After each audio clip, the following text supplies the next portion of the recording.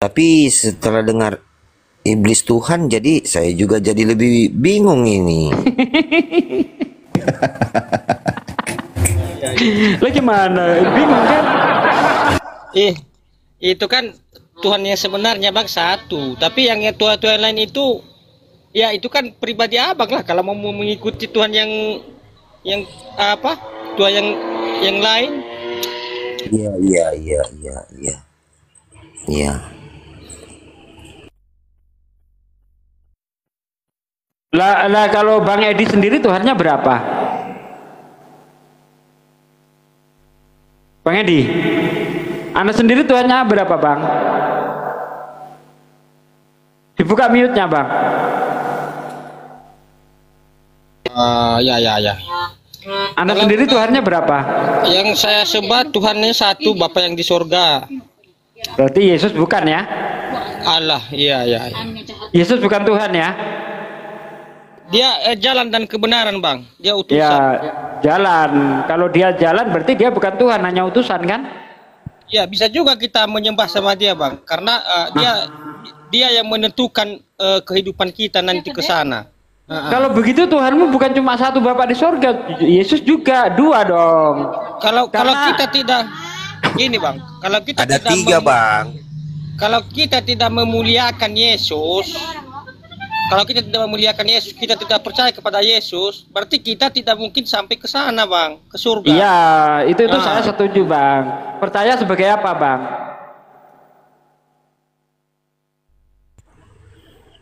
Kita percaya sama dia bahwa dia jalan ke sana. Oh, saya juga percaya bang.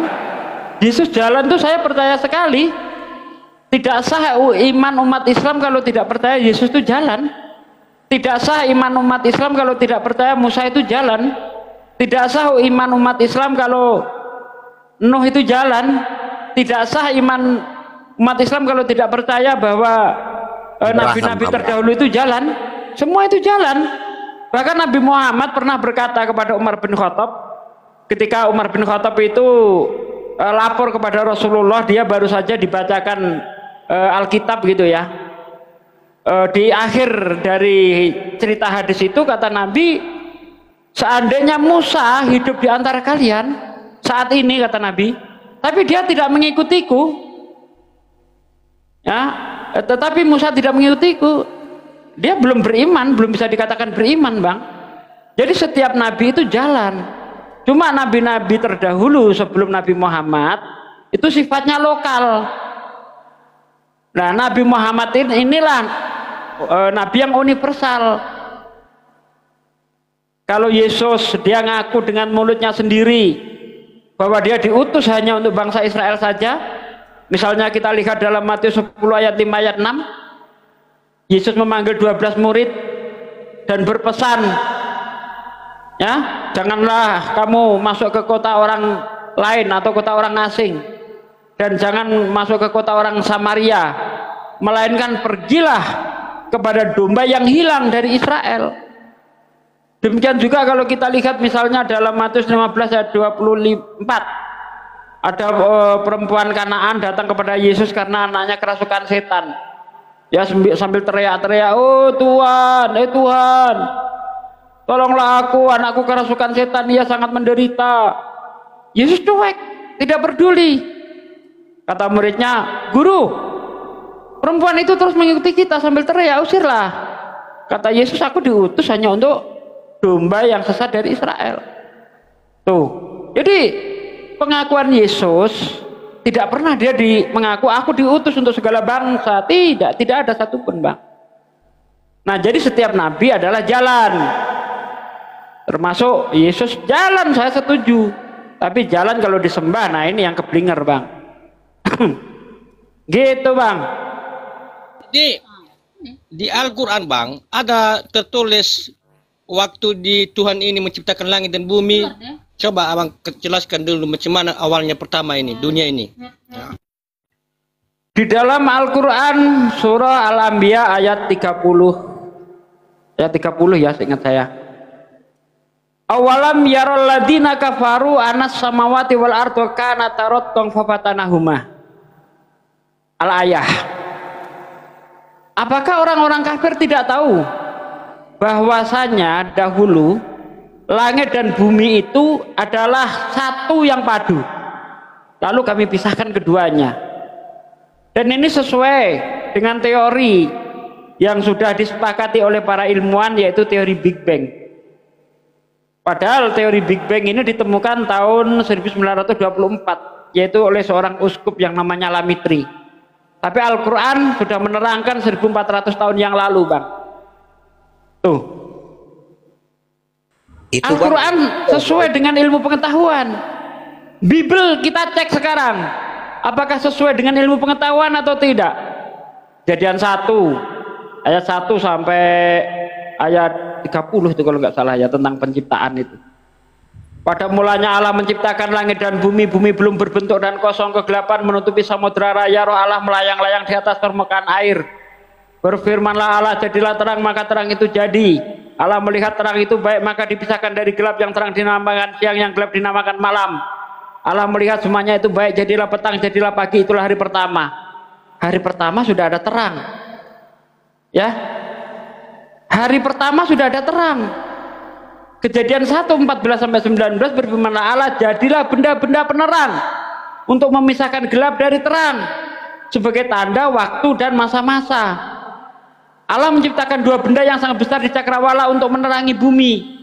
Benda yang lebih besar menguasai siang, benda yang lebih kecil menguasai malam. Allah juga menciptakan bintang-bintang di cakrawala untuk menerangi bumi. Allah melihat semuanya itu baik, jadilah petang, jadilah pagi, itulah hari keempat. Hari keempat matahari, bulan, bintang baru nongol, baru diciptakan. Sementara di hari pertama sudah ada terang. Terang dari mana, Bang? Masuk akal enggak itu?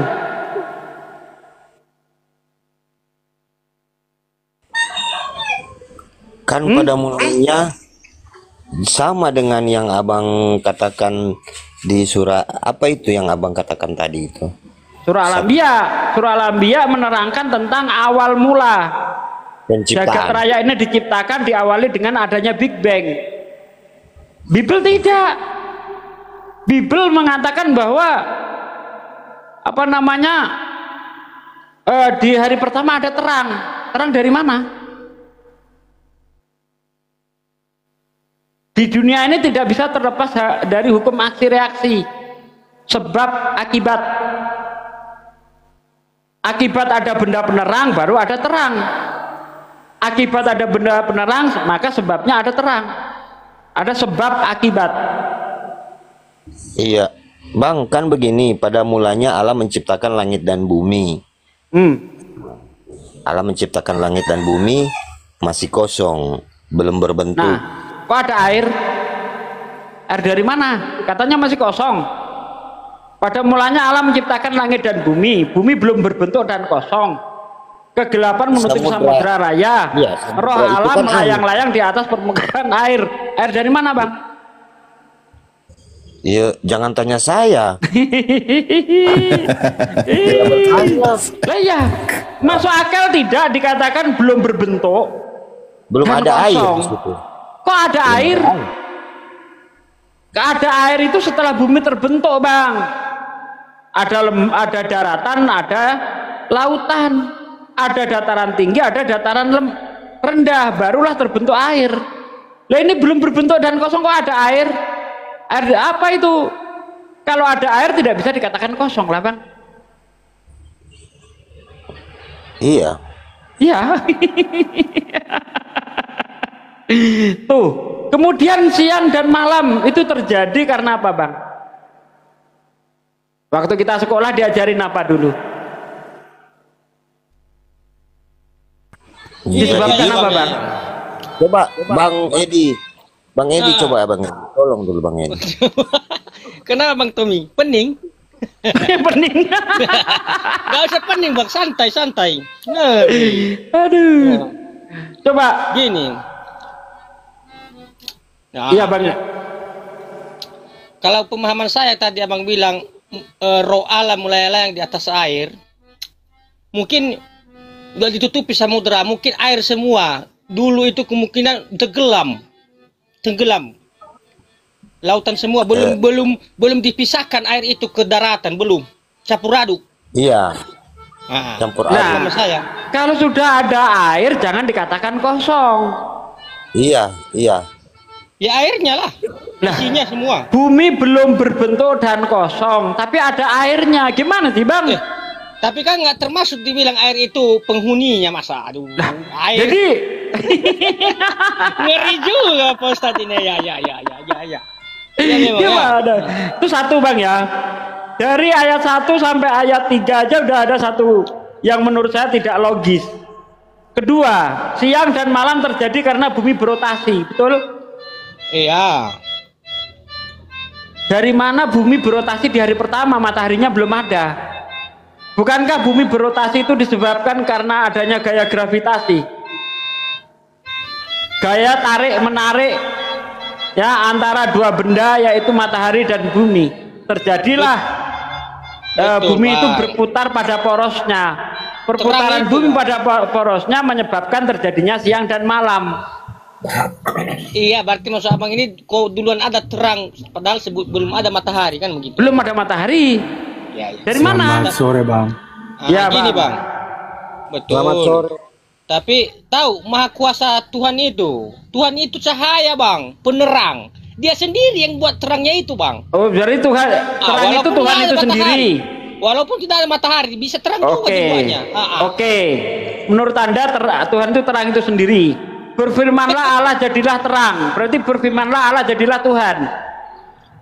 Karena terang itu Tuhan. Enggak, dibuatnya lah matahari.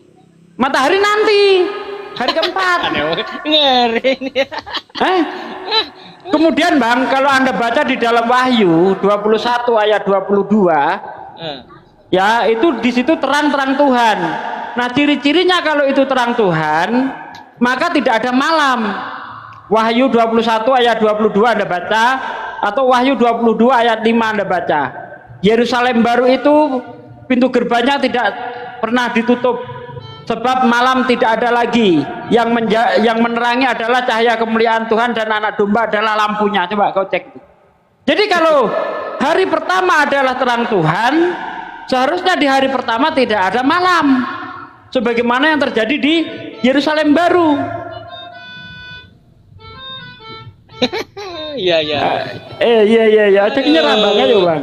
Jangan dimani Bang, saja ya. Bang. Kita dikasih Oke. akal, kata Yesus dalam Markus 12 ayat 30 ayat 29, Ya, itu. 30, 31. Ya, kasihlah Tuhan Allahmu dengan segenap hatimu dan dengan segenap akal budimu. Iya betul. Akal dipakai Bang. Betul ya. Iya, kalau Jadi, dipakai. jadi gini bang, oke, kalau begitu abang bahas tadi masalah penciptaan, nah, di Al-Quran apa ada kayak seperti itu bang? Beda? Kalau di Al-Quran itu tidak berbicara hari-hari, hari ini, hari itu, hari ini. Tidak ada begitu Bang. Tapi di Al-Quran itu berbicara tentang periode. Main singkat aja, Tentang kesimpulannya aja periode. gitu. Iya, nggak berbicara hari, karena kalau berbicara hari nanti kacau balau nanti. Karena tidak mungkin kalau sudah berbicara hari, maka kita berbicara waktu. Berbicara waktu, berbicara jam, berbicara menit. Nah, di dalam Bible dikatakan langit dan bumi dan segala isinya itu diciptakan dalam waktu 6 hari, 6 kali 24 jam. Coba kalau kita hitung awal penciptaan sampai sekarang, bumi belum sampai 10.000 tahun. Sementara kita tahu ada fosil yang usianya 35 juta tahun. Fosil batu, kayu jadi batu itu ada yang usianya sampai 35 juta tahun.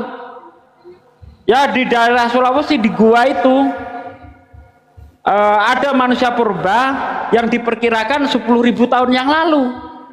Bagaimana mungkin bumi belum nyampe 10.000 tahun? Coba Anda hitung nanti Adam umurnya 930 tahun sampai ke Nuh, coba dihitung. Gak sampai 10.000 Bang sampai sekarang. Mungkin dunia ini belum sampai 10.000. Hah? Iya betul. Iya, nggak mungkin. Yang tertulis ini di kitab Kejadian ini, jadi menurut abang benar apa tidak kan begitu ajanya? Ya, ya nyalah lah bang. Bagaimana coba? Kayak kita lihat lagi misalnya di dalam kitab Kejadian 1 ayat 9 sampai ayat 13. Tumbuh-tumbuhan hidup di hari ketiga. Berfirman Allah, hendaklah bumi menumbuhkan tumbuh-tumbuhan yang berbiji dan menghasilkan biji, tumbuh-tumbuhan yang bertunas dan menghasilkan tunas, sehingga ada tumbuh-tumbuhan di padang. Allah melihat semuanya itu baik, jadilah petang, jadilah pagi, itulah hari ketiga. Hari ketiga tumbuh-tumbuhan sudah hidup. Mataharinya hari keempat. Emang bisa tumbuh-tumbuhan hidup tanpa matahari? Sementara kita tahu bahwa tumbuh-tumbuhan itu bisa hidup kalau dia bisa fotosintesis. Ya bang? Langit bertiang, Pak De. Pada Sugi, langit bertiang, Pak De. Bentar, istriku datang dari Jawa, dilanjut dulu. Ustaz Alif mau maju? Tadi tuh. Ya yangku datang, ya yangku, aku mute dulu ya. Iya. Utamakan dulu itu bang. Langit bertiang. Aduh. Memang Izin bang. ya? Iya. Izin bang. Kalau di Islam kah ada unsur untuk memaksakan untuk memeluk agama Islam? Apa itu? Tidak ada. Sudah la ikraha fiddin. Tidak ada paksaan dalam memeluk agama Islam. Islam itu kan mengajarkan, tapi izinkan ya saya kembangkan sedikit saja biar tidak salah paham. Kalau ajaran Islam itu kan datang pertama, bahkan di dalam konsep imannya di dalam Islam itu wajib berakal sehat. Karena orang bisa dikatakan beriman, masuk ke dalam aturan, perintah dan larangan ketika orang itu berakal sehat. Salah satu contoh, menjalankan sholat. Sholat itu akan wajib dilakukan ketika orang itu sehat dan berakal sehat maksudnya. Kalau dia tidak waras, gila, ya tidak berlaku buat dia. Kan gitu. Nah, artinya memang sangat penting menggunakan akal sehat di dalam keimanan, konsep keimanan dan ajaran Islam. Itu penting, harus gitu. Bahkan mereka kan yang wajib itu demikian. Mengenal Tuhan harus juga dengan akalnya. Jangan ditinggalkan akalnya. Nah, ketika Tuhan menjelaskan tentang siapa Tuhan yang sesungguhnya, siapa Tuhan yang layak disembah, siapa nabinya, dan apa yang diajarkan oleh nabi tersebut, itu tidak lepas dari akal sehat juga. Nah, kalau sudah dijelaskan secara akal sehat bisa diterima oleh akal sehat, maka Islam tidak memaksa. Monggo, ini Islam sudah disampaikan, ini ajarannya logis. Kebenaran itu datangnya dari Tuhanmu, kata Al-Quran, surah Al-Kahfi. Kamu mau jadi orang beriman? Silahkan. Anda mau jadi orang yang tidak beriman atau jadi orang kafir? Silahkan, itu hak Anda. Karena bukan Islam yang butuh kalian, kalian itulah yang butuh Islam, kan gitu konsepnya. Silahkan. Tapi ya konsekuensinya, kalau kamu mau memilih tentang kekafiran itu, inna a'tadna lid-dzalimina naro, tempat kembalinya silahkan. Kamu bawa kasurmu, silahkan digelar di neraka jahanam. Gitu aja di Islam itu. Jadi terbakar dong kasurnya bang. Ya kalau gitu secara akal sehat terbakar, ya jangan mau di situ. Karena itu pilihan orang-orang kafir gitu. Kan orang yang tidak beriman menolak kebenaran Islam, ya silahkan. Nanti tempat kembalinya itu berada di neraka jahanam. Kau bawa kasurmu yang terbaik, silahkan. Bawa itu besi bang, biar nggak terbakar. Yang ada malah matang kau ini. Besinya aja jadi panas. Gimana sih? Yaitu kekafiran membela kekafiran. Yaitu kalau di dalam ajaran Islam ya. Seperti itu abangku. Jadi kembali kepada masing-masing, karena Islam itu kan Allah itu kan menurunkan ayat Al-Quran hudal linnas sebagai petunjuk bagi manusia. Manusia itu berasal dari Tuhan, dan manusia itu akan kembali kepada Tuhan di kehidupan yang abadi. Bagaimana caranya kita kembali kepada Tuhan dan tidak tersesat? Tuhan berikan petunjuk jalannya, dan ada yang diutus yang menjelaskan tentang petunjuk tersebut. Maka ikutilah itu. yang membawa petunjuk tersebut. Makanya Al-Quran menyebutkan wala tattabi khutuwati syaiton. Jangan engkau ikuti langkah-langkah setan, jalan-jalan yang ditempuh oleh setan, gitu. Kenapa? Karena setan itu innahu lakum adu mubin. Setan itu musuh yang nyata bagi manusia. Jadi seperti itu. Pokoknya ajaran Al-Quran itu, ajaran yang ada di Islam itu selalu membimbing akal sehat, gitu. Bukan membungkam akal sehat, bukan. Sama bang, sama betul bang, mantap. Sama kita ini. Oh, sama. Serius Iya, sama. Bang, sama. Iya kan. Kami kan yang utusan kami kan Yesus. Dia juga yang membawa ke sana kami ke surga. Lah, Sama. kalau sama, ada bunyi dalilnya seperti ini dalam kitab Anda.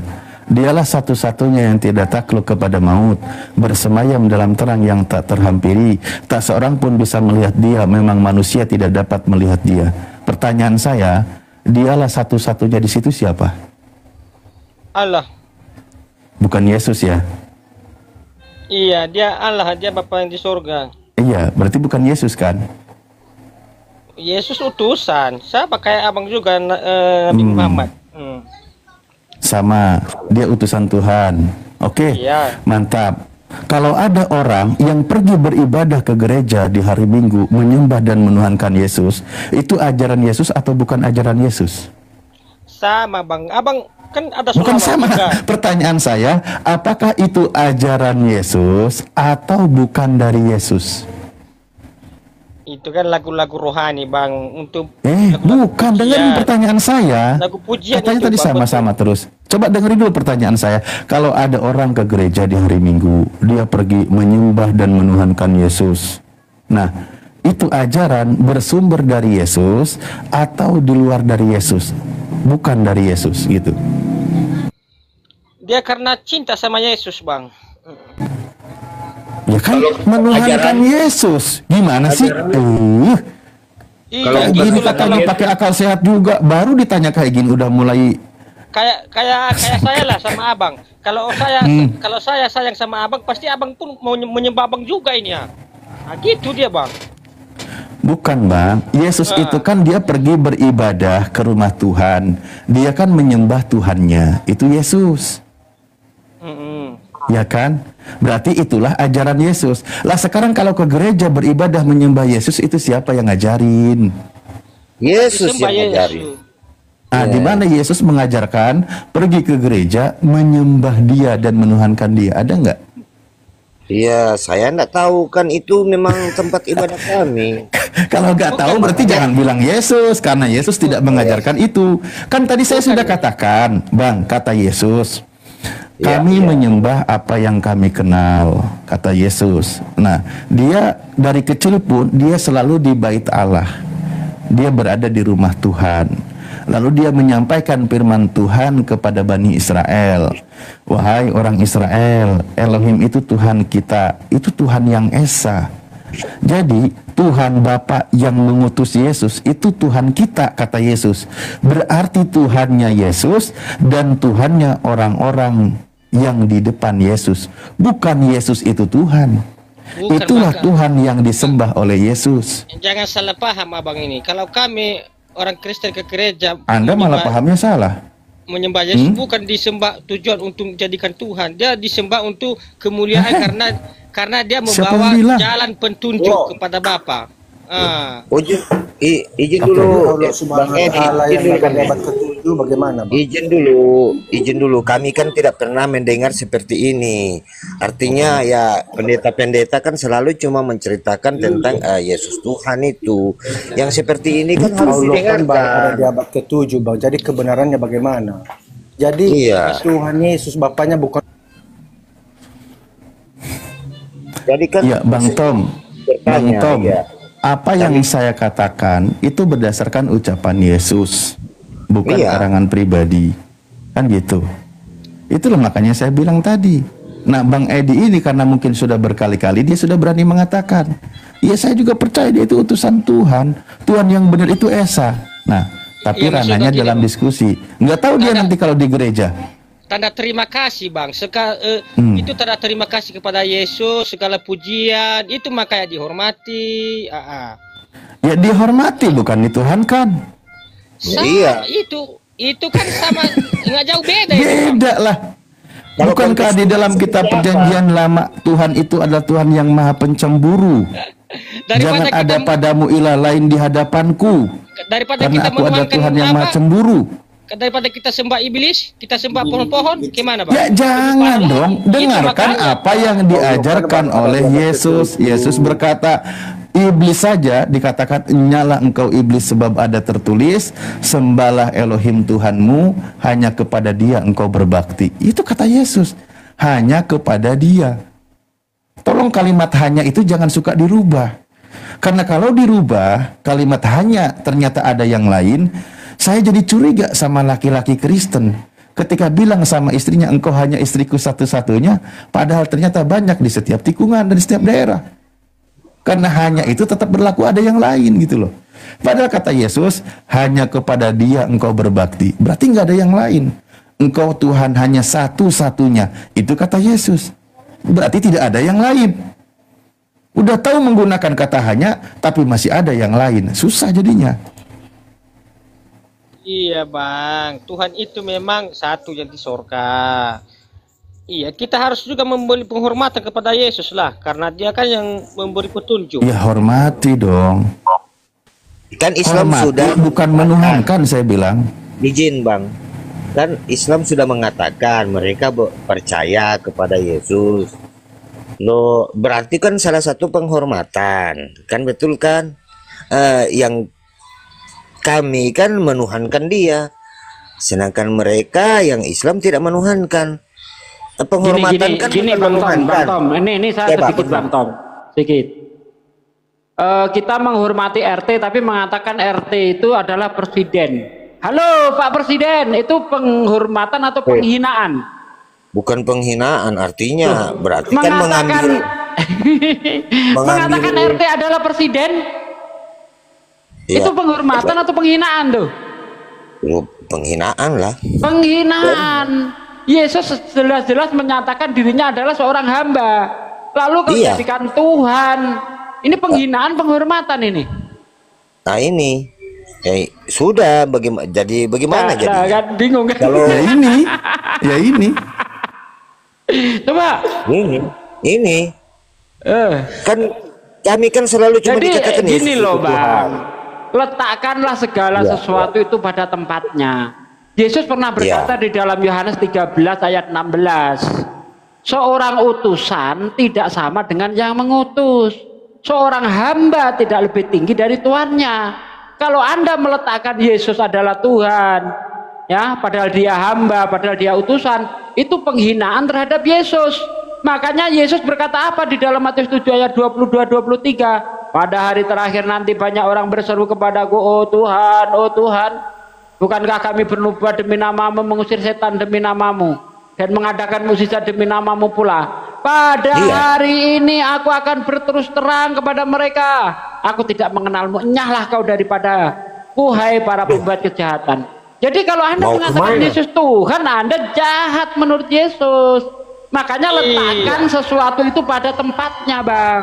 Iya Bang, betul. Itu kan dibilang Yesus itu sama orang-orang yang beriman, Dia tidak mau mencari domba yang hilang. Ini kemana ini? Kemana kan ini larinya? Yesus kan suruh beriman Injil, sebagai utusan malah suruh nyari domba. Beritakan Injil ke seluruh dunia, cari domba-domba yang hilang. Itu perintah Yesus, bukan untuk mengusir setan demi nama Yesus. Kan jadikanlah semua bangsa-bangsa menjadi muridku, berarti kan itu memaksakan. Bang, ini kita bicara tentang Matius 7 ayat 22-23. Jadi yang diusir di situ siapa Bang? Orang yang tidak memberitakan Injil, orang yang tidak mencari. Gimana tidak memberitakan Injil Bang? Dia bisa mengusir setan. Bisa itu bukan perintah Yesus, itu bukan dibilang usir setan demi namaku, bukan itu aja yang pentingnya, itu bukan pentingnya itu. Cari jiwa-jiwa baru, orang-orang yang tersesat. Ini nggak ada kaitannya dengan penginjilan ini. Makanya Anda lihat perikopnya itu hal ajaran sesat. Cek dari ayat 15. Waspadalah terhadap nabi-nabi palsu. Coba kau cek itu. Sama, Ini Bang. tentang pengajaran sesat, Bang. Nah, menurut Yesus ciri-ciri ajaran sesat adalah menyebut dirinya Tuhan, melakukan mukjizat nama Yesus, ya. Terus kemudian apalagi menyembuhkan orang pakai nama Yesus. Loh, Itu. biasa banyak di sini. Ya itu Kan dia. biasa banyak. Makanya nanti kalau kita lihat di dalam Lukas 21 ayat 8, apa kata Yesus? Waspadalah supaya kamu jangan disesatkan. Karena akan datang banyak orang memakai namaku. Pakai nama Yesus untuk apa? Mengusir setan, bermukjizat, ya kan? Bernubuat, ya. Waspadalah supaya kamu jangan sesatkan. Karena akan datang banyak orang memakai namaku dan berkata akulah Tuhan, akulah Dia. Waktunya Iya. sudah dekat, jangan kau ikuti mereka. Nggak boleh kita ikut-ikuti. Kalau yang Yesus seperti itu. Ini kok ada suara piano apa? Siapa sih? Oh. Kalau Yesus Nice, yang nice. kalau Yesus yang asli, Bang, dia ada bekas paku di tangannya. Loh, Nah, berarti ada bolong. Yesus yang palsu. Kalau yang ada bekas bolong tangannya pakunya berarti itu palsu. Loh, berarti ada yang asli, ada yang palsu. Mana Yesus yang asli, mana yang palsu dong? Yang asli yang udah ada bekas Jadi- paku, udah bolong dia, bekas paku. Telapak tangannya itu dipaku. Saya kan tidak ada di sana, Bang. Oh, besok Abang ada di kalau sana. kalau Abang mati besok kan jumpa sama Yesus kalau Abang percaya. Iya. Iya, Iya. iya. Semua Ngeri kan ya. bertemu di sana. Jadi gini Pak Ustadz, sama apa bedanya Pak Ustadz pun sholawat sama Nabi Muhammad. Muhammadku, dengarlah seruan. Sama puji-pujian sama Yesus itu sama. Kami pun memuji Yesus. Iya, juga tapi memuliakan kita Yesus. tidak menuhankan, Bang. Beda dengan kalian. Kita jelas-jelas mengakui Nabi Muhammad itu Rasul Allah, hamba Allah, tidak sampai jatuh kepada ketuhanan. Gitu loh. Ngeri. Kita bersolawat kepada Rasulullah sebagai ucapan terima kasih atas jasa beliau yang membawa kita dari zaman jahiliyah, ya, zaman kegelapan menjadi zaman Berarti- terang benderang, yaitu Islam. Berarti Abang Nggak nggak berdoa Tidak sampai. nggak berdoa kepada Nabi Muhammad. Abang nggak berdoa, Pak Ustadz nggak berdoa. kepada Nabi Enggak, Muhammad. kita nggak pernah berdoa kepada Rasulullah, enggak boleh. Izin Bang Edi. Sama seperti yang Nabi dikatakan Muhammad- Yesus, gini bentar-bentar. Untuk Ya. menghormati Yesus, menghormati Nabi Muhammad, ikuti apa yang dia perintahkan. Kata Yesus, jika kamu percaya kepadaku, kamu akan melakukan pekerjaan-pekerjaan yang aku lakukan. Bahkan lebih besar daripada itu. Itu kalau kita menghormati dia. Bukan menyembah, Bang, tapi mencontoh. Ya, dengan cara mencontoh, mengikuti apa yang dia lakukan, itulah bentuk dari kecintaan, bentuk dari penghormatan kita kepada hamba-hamba Allah itu, para rasul itu. Demikian Muhammad juga bukan kami umat Tuhan. Islam. Jadi Muhammad bukan Tuhan. Oh, bukan.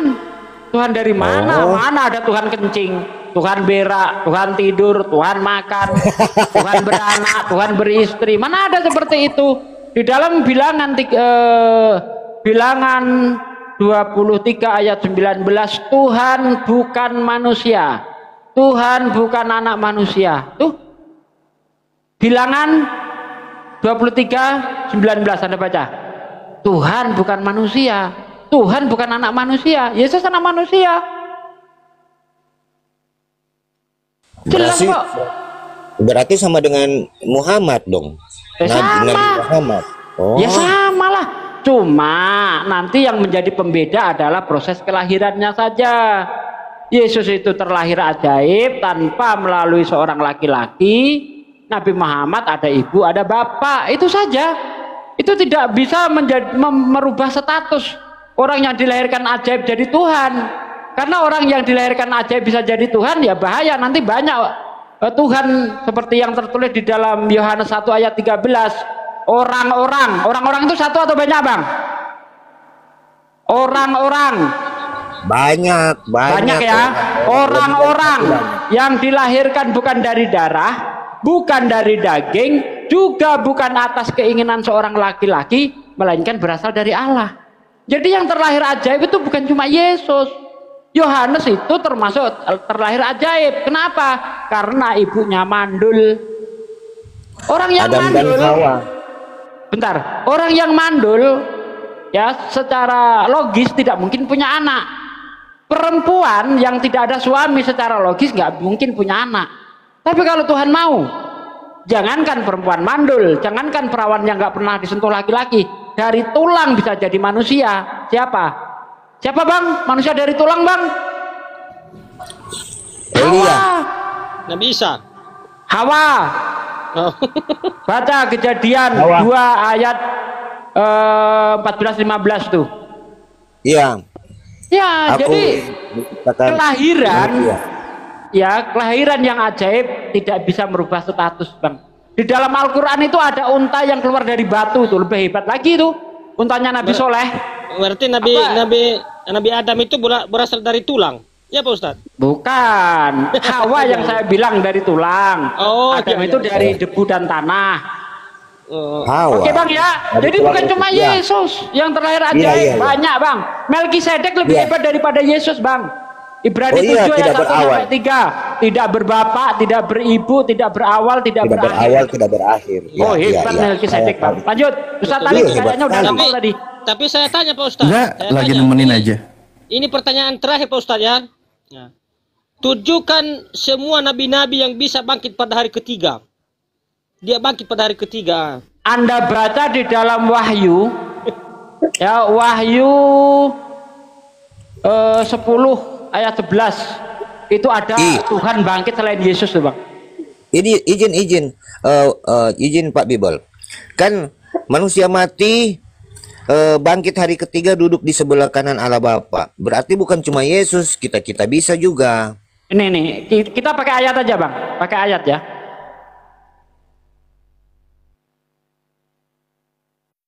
Wahyu 11 ya, seingat saya bentar. Wahyu 11.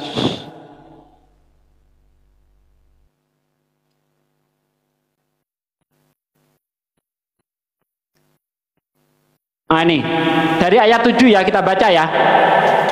Dan apabila mereka telah menyelesaikan kesaksian mereka, maka binatang yang muncul dari jurang maut akan memerangi mereka dan mengalahkan serta membunuh mereka. Dan mayat mereka akan terletak di atas jalan raya kota besar yang secara rohani disebut Sodom dan Mesir, di mana juga Tuhan mereka disalibkan.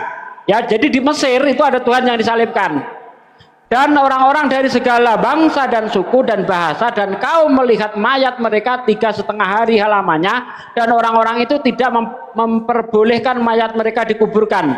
Dan mereka yang diam di atas bumi bergembira dan bersuka cita atas mereka itu, dan berpesta dan saling mengirim hadiah, karena kedua nabi itu telah merupakan siksaan bagi semua orang yang diam di atas bumi. 3,5 hari kemudian masuk roh kehidupan dari Allah ke dalam mereka, sehingga mereka bangkit dan semua orang melihat mereka menjadi sangat takut. Nih bukan cuma Yesus, ada orang bangkit 3,5 hari kemudian bang. Yesus mah nggak sampai 3 hari bang. Iya, Nggak sampai 3 hari 3 malam. Coba Iya. dihitung itu. Jumat siang, ya, Sabtu siang, Minggu nggak ada. Jumat malam sama malam Minggu. Berapa itu? 2 hari 2 malam. Itu pun Jumat sudah saya tambahkan tuh, karena Jumat udah sore. 2 hari 2 malam. Terus Allah Subhanahu wa Ta'ala itu bang gimana? Baru abad ke-7 dia. Tadi saya sudah buktikan bang. Kalau Allah itu hadir di abad ke-7, kenapa mengenai proses penciptaan lebih benar Allah daripada Tuhanmu? Udah abad ke-7 itu pun Muhammad Iya, mengatakan, Bang. anggaplah abad 7. Kenapa Tuhan abad ke-7 lebih benar daripada Tuhanmu?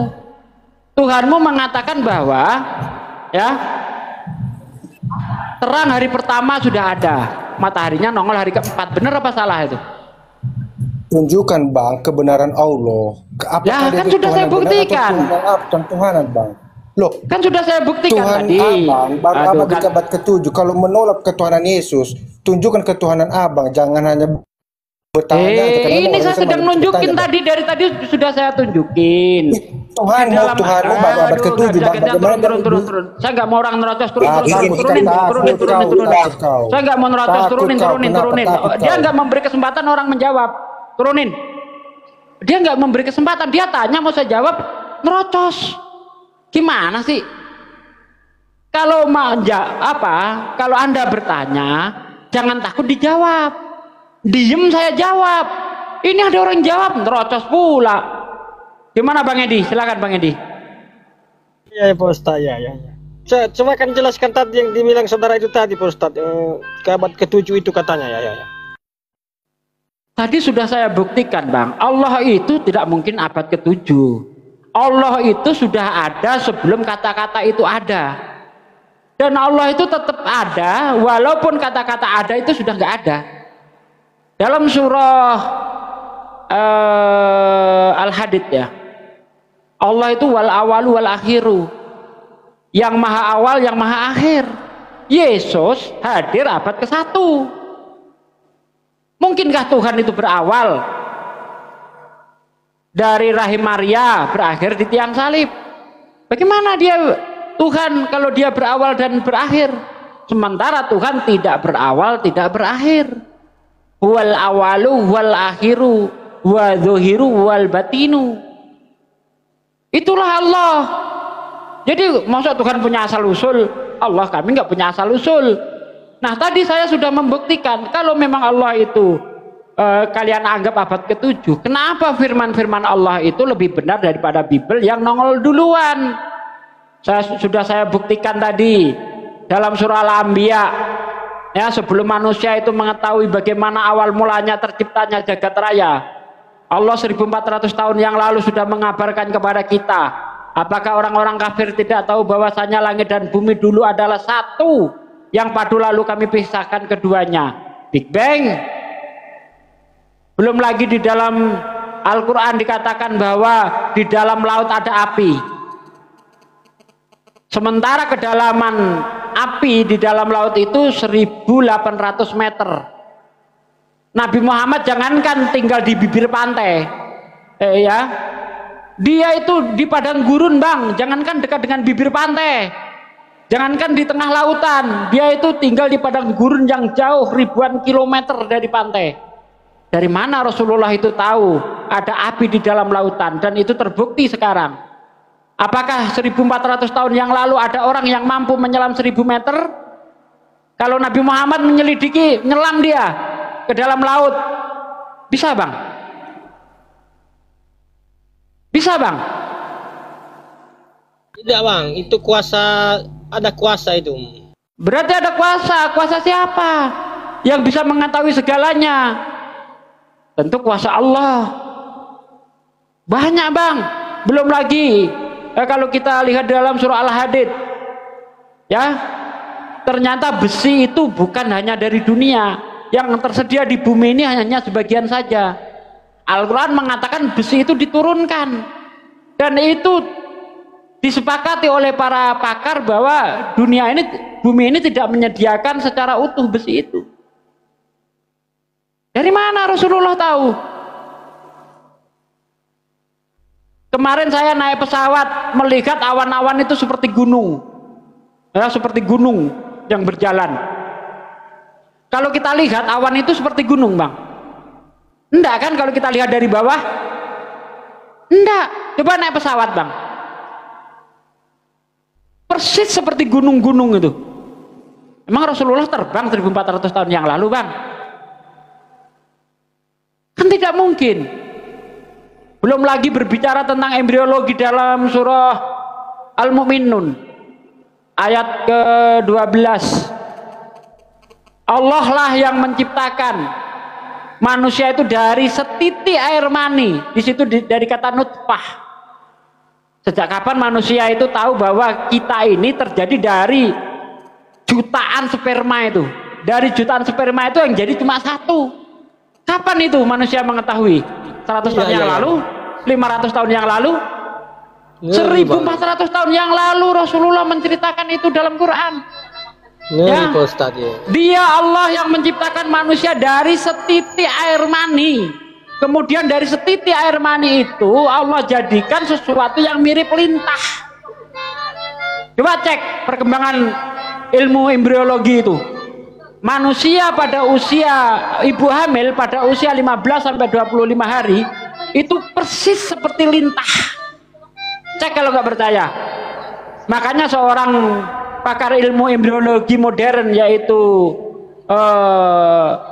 Ketmore ya, Profesor Dokter, Ngeri Bang ya. di ayat ini masuk Islam dia Bang, karena tidak mungkin dia bisa menemukan dari Bible, karena di dalam Bible dalam Ayub 10 ayat 10, bukankah engkau Tuhan yang mencurahkan aku seperti susu dan mengentalkan aku seperti keju? Sejak kapan manusia dalam rahim bumi seperti keju Bang? Iya.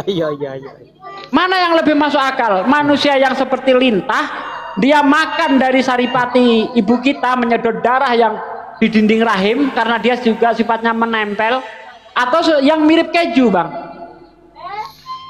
Mirip lintah Bang, Pak Ustadz. Mirip lintah. Sementara yang namanya alakoh atau lintah ini itu belum bisa dilihat dengan mata telanjang.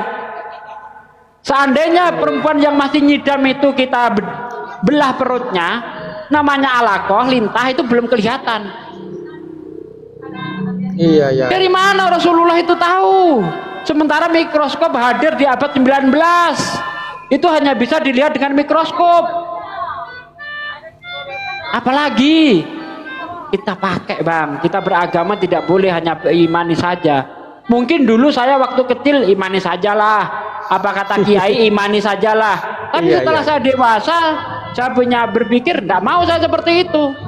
Karena orang yang hanya imani saja dalam beragama, khususnya di dalam Islam, dia tidak akan bisa berislam dengan sepenuh hati. Maaf tadi. Maka cari kebenaran itu, ya, cari kebenaran itu. Jadi gini, jangan Bang, hanya modal imani saja. benar, kalau memang Al-Quran yang diturunkan yang terakhir, kenapa di Alkitab tidak tertulis atau diberitakan atau dikabarin atau diperingatin, bahkan ada nanti buku Al-Quran atau ada Nabi yang terakhir akan datang? Kenapa nggak ditulis di Alkitab? Di dalam Yesaya 12 ayat 29 seingat saya. Apabila kitab itu diberikan, apabila kitab yang termatra itu diberikan kepada orang yang membaca, yang bisa membaca, maka dia berkata, aku akan membaca. Tetapi apabila kitab yang termatra itu diberikan kepada orang yang tidak bisa membaca, dia berkata, aku tidak bisa membaca. Kitab yang termatra itu apa Bang? Kitab itu termatre. Al-Quran. Apa materainya Al-Quran? Ada ayat-ayat mutasabihat. Alif lam mim. Ini matre Bang. Kenapa saya katakan matre? Itu segel dari Tuhan. Karena hanya Tuhan saja yang tahu makna dari ayat itu. Alif lam mim. Orang Arab tahu itu huruf hijaiyah. Tapi dia tidak tahu apa itu artinya. Hanya Allah saja yang tahu. Nabi Muhammad nggak tahu apa itu artinya. Kenapa begitu? Contoh nih, saya membuat surat, lalu saya kasih tanda tangan. Matre, saya matre.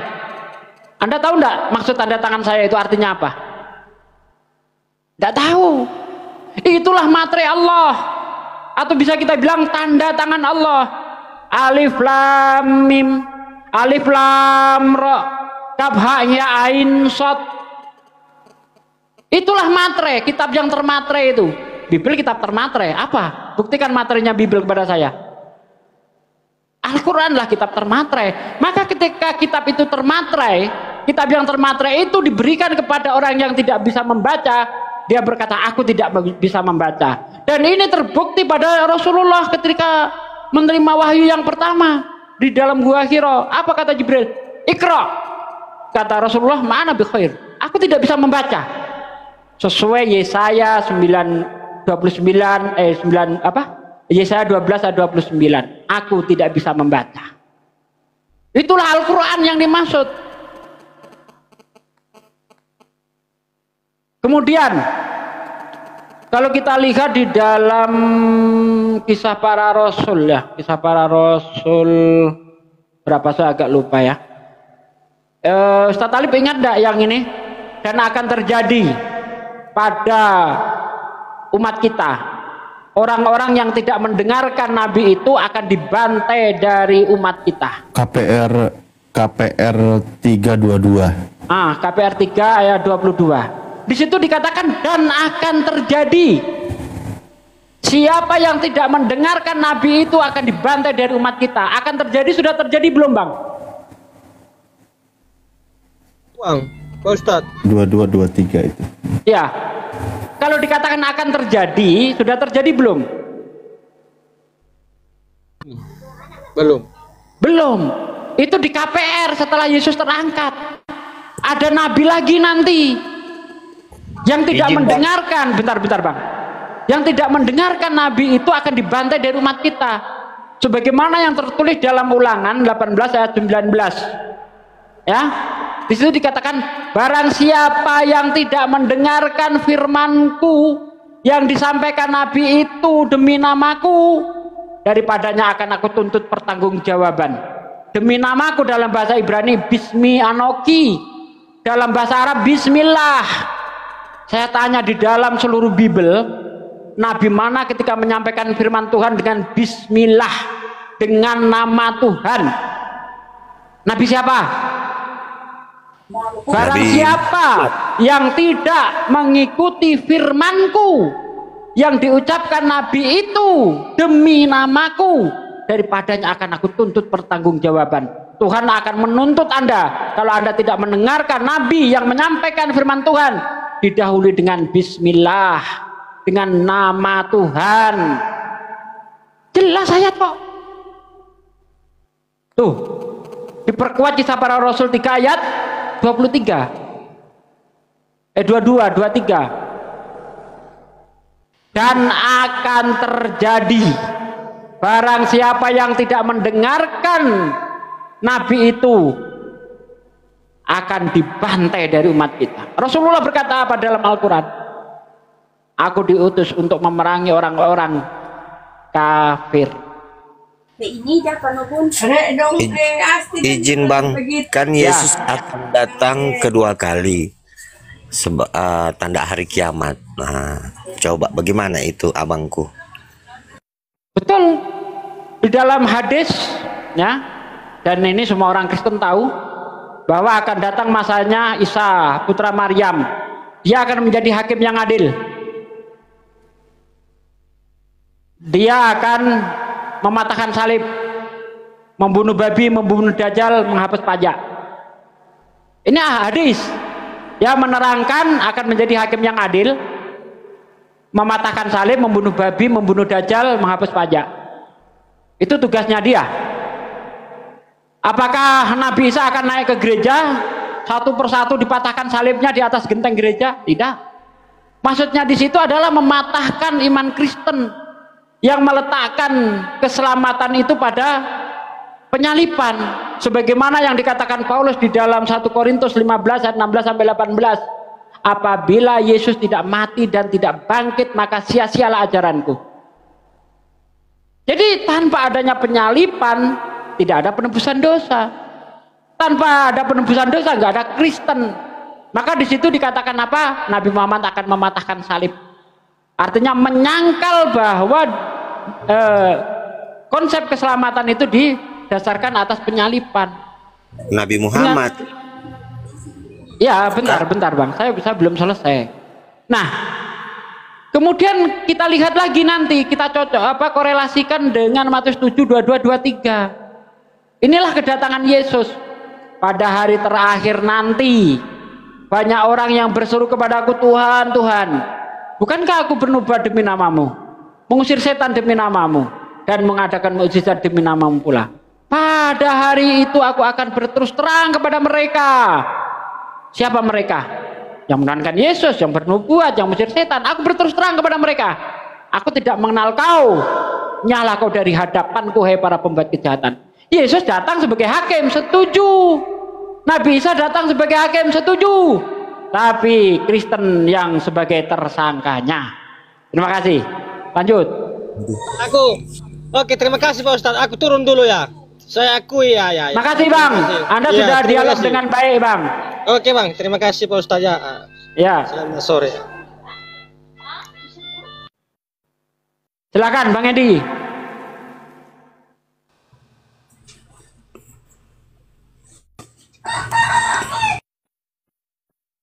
Apalagi Bang Tom, silakan. Jadi Yesus Aku mabuk dulu datang, ya. loh. Yesus itu kan akan datang kedua kali tanda hari kiamat. Kan seperti itu. Jadi keimanan kami itu biasanya diperkuat dengan itu. Kan jadi bagaimana? Kenapa Nabi Muhammad yang tidak diutus untuk apa? Kenapa bukan Nabi Muhammad tapi Malah Yesus. iya malah Yesus? Ya seperti itu abang. Nabi Muhammad urusannya sudah selesai Bang. Nabi Muhammad gak punya PR lagi. Makanya nanti ketika Rasulullah itu haji wada yang terakhir itu, Allah berfirman tuh, hari ini ya aku sempurnakan nikmatmu kepadamu, aku rela menjadi Tuhanmu, ya, dan seterusnya itu. Inna dina indallahil Islam, agama yang diridhai Allah, ya, agama yang diridhai di sisi Allah itu hanya Islam. Selesai urusan Nabi Muhammad, gak punya PR dia, ngapain datang lagi? Ada itu ya bang. Justru yang punya PR ini Yesus atau Nabi Isa. Dia tidak pernah mengajarkan bahwa dirinya Tuhan, tapi dituhankan. Dia tidak pernah mengajarkan syarat masuk surga itu dengan cara penyaliban, dituduh masuk surga dengan cara disalib. Inilah yang diluruskan oleh Yesus. Dia datang kembali untuk membantah, menghakimi orang-orang Kristen itu. Orang Kristen kan percaya bahwa dia bisa masuk surga itu dengan cara Yesus disalib untuk menembus dosa, betul enggak? Betul. Nah, coba betul apa itu. kata Yesus? Ada orang kaya bertanya kepada Yesus. Anda lihat dalam Lukas 18 ayat 18 sampai 24 ya, atau di dalam Matius 19 ayat 16 sampai ayat 20. Anda baca di situ. Ada orang kaya, pemuda kaya itu bertanya kepada Yesus, "Guru yang baik, perbuatan apakah yang harus aku lakukan supaya aku mendapatkan surga?" Percaya aku disalib gitu, kata Yesus. Enggak. Apa kata Yesus? Mengapa kamu berkata aku baik? Tidak ada yang baik kecuali hanya Tuhanku saja. Apabila kamu ingin mendapatkan surga, hidup yang kekal, apa kamu tidak tahu perintah Tuhan? Yesus gak pernah ngomong kalau kamu ingin mendapatkan surga, apakah kamu tidak tahu bahwa aku disalib untuk menebus dosamu? Tidak. Apakah kamu tidak tahu perintah Tuhan? Jangan membunuh, jangan bersaksi dusta, hormati orang tuamu, kasihi sesamamu seperti kamu mengasihi dirimu sendiri. Kata pemuda itu, guru, itu kan sudah aku lakukan sejak masa mudaku. Kata Yesus, oh kalau begitu, kalau ingin sempurna katanya, kurang satu lagi yang harus kau lakukan. Apa guru? Percaya kamu disalib? Bukan bang. Kau jual segala hartamu yang kau miliki, kau jual habis. Lalu kamu bagi-bagikan kepada orang-orang miskin. Maka kamu akan mendapatkan harta di surga. Dan setelah itu ikutlah aku. Tapi karena orang kaya itu sangat mencintai hartanya, apa kata Yesus? Ya, lihat. Orang kaya itu pergi dalam keadaan sedih. Lebih mudah unta masuk ke lubang jarum daripada orang kaya masuk surga. Jadi Yesus tidak pernah menawarkan penyalipan bang untuk mendapatkan surga. Matius 7 ayat 21, bukan setiap orang yang berseru kepadaku, oh Tuhan, ya, bukan. Tetapi apa? Yang menuruti kehendak Bapa yang di surga. Itulah syaratnya masuk surga bang. Iya. Artinya begini, kami kan tidak pernah dengar yang seperti inilah. Kalau di gereja kan ya cuma yang tentang Yesus terus.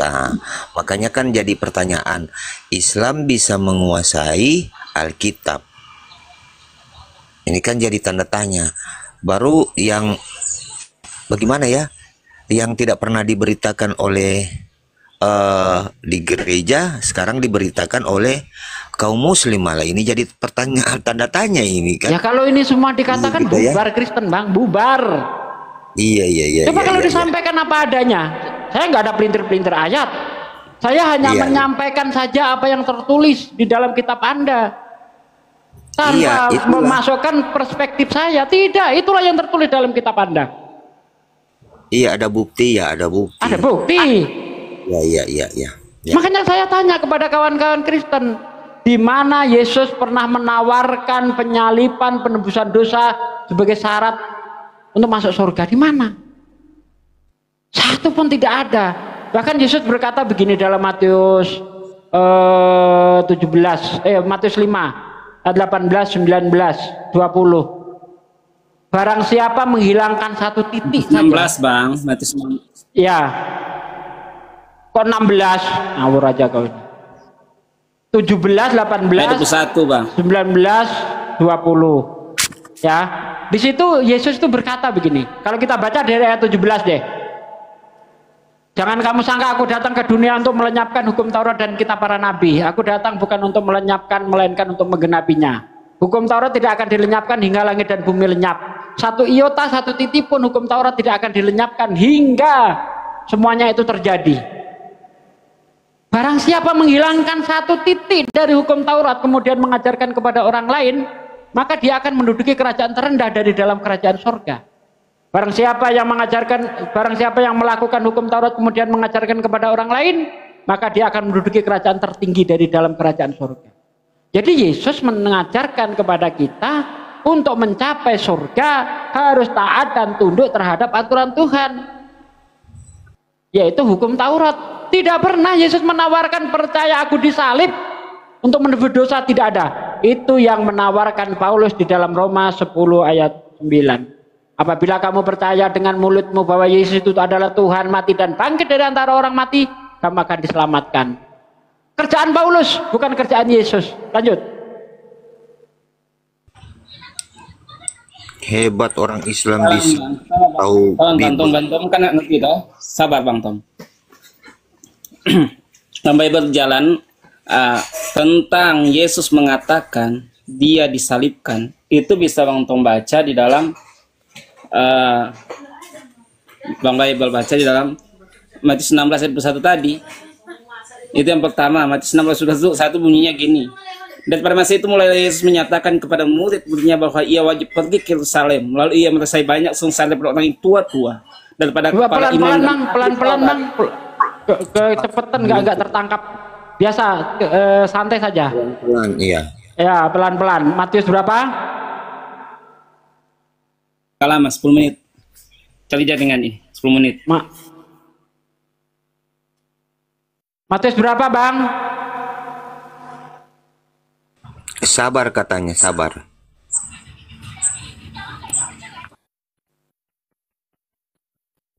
Yang saya tanyakan di mana Yesus ya mengajarkan bahwa supaya bisa masuk surga percaya dia disalib. Di mana? Itu Gak kan ada, Bang. Dia kan ajaran cuma dikatakan bahwa Yesus disalib untuk menebus dosa semua manusia termasuk Islam. Itu kan yang dikatakan. Yang kami dikatakan tahu. siapa? Yang dikatakan siapa? Pendeta. Pendeta lah. Iya. Apa kata Yesus seperti itu? Iya, saya kan tidak tahu. Ya, Tidak, kita cuma Bang. dengar.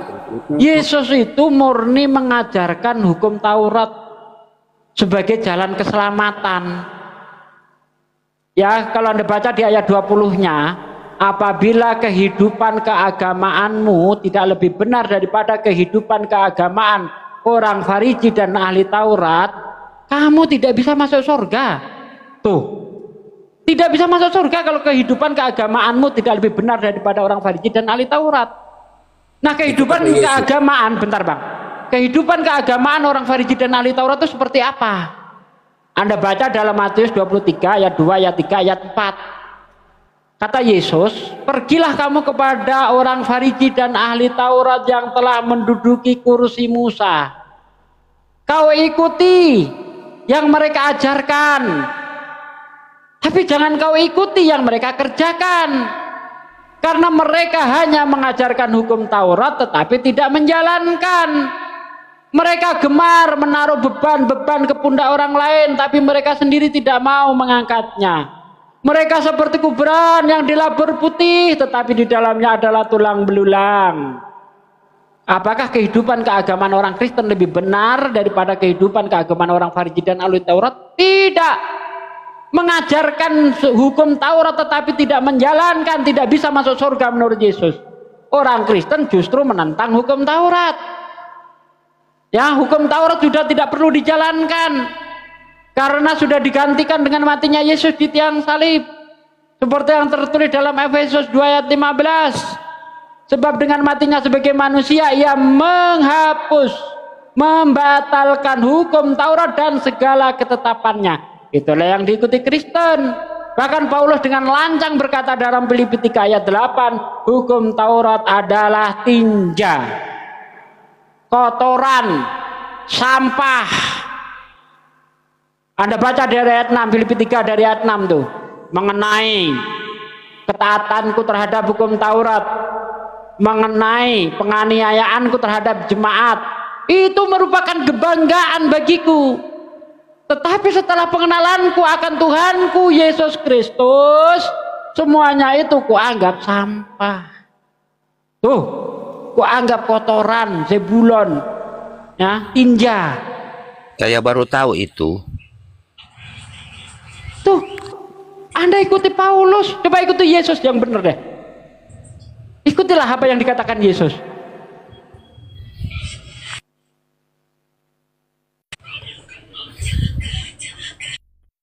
Kami nggak ada yang bertentangan dengan Yesus, ajaran kami nggak ada, Bang. Kata Yesus jalan masuk surga itu percaya satu Tuhan, percaya Yesus Tuhan Tuhan. Aku percaya, ya, percaya kami. Bukan umat Islam kalau tidak percaya Yesus Tuhan Tuhan. Bukan umat Islam kalau tidak percaya Tuhan itu hanya satu, tunggal. Jadi Kami dia datang percaya. ke dunia, ya. Dia datang ke dunia bukan untuk menunjukkan bahwa dia Tuhan, tapi mengadili Kristen itu sendiri. Jadinya iya. seperti itu ya, Bang. Bahkan Waduh. Jadi bagaimana ini? Kita keajaiban Yesus yang paling spektakuler, ya, yang paling dahsyat sekalipun tidak dijadikan bukti bahwa dia Tuhan. Ya, menyembuhkan orang tuli mah biasa saja, menyembuhkan kusta biasa saja. Ada keajaiban Yesus yang paling spektakuler menurut saya. Dalam Yohanes 11 ayat 41 ayat 42 43. Yesus menengadah ke atas dan berkata, aku bersyukur kepadamu ya Bapa. Aku tahu engkau selalu mendengarkan aku. Tapi karena banyak orang yang berdiri di sini mengelilingi aku, supaya mereka tahu bahwa engkau yang mengutus aku. Kemudian Yesus berteriak dengan nyaring, hei Lazarus, bangkitlah. Seharusnya kalau memang Yesus Tuhan, Bang, itulah dijadikan bukti. Aku Tuhan, mau bukti, kubangkitkan Lazarus. Ini aku Tuhan, kubangkitkan Lazarus. Bangkit. Tapi apakah Yesus menjadikan itu sebagai bukti bahwa dia Tuhan? Tidak. Justru Yesus menjadikan itu semua sebagai bukti bahwa dia adalah utusan Tuhan. Karena menurut Yesus di dalam Yohanes 5 ayat 37, aku mempunyai kesaksian yang lebih penting daripada kesaksian Yohanes, yaitu, ya, jadi kesaksian pendeta, kesaksian pastor, kesaksianmu nggak penting bagi Yesus. Bahkan kesaksian Yohanes nggak penting, karena Yesus mempunyai kesaksian yang lebih penting daripada siapapun di dunia ini. Aku mempunyai kesaksian yang lebih penting daripada kesaksian Yohanes. Jangankan pendeta, kesaksian Yohanes saja nggak penting kata Yesus. Apa itu?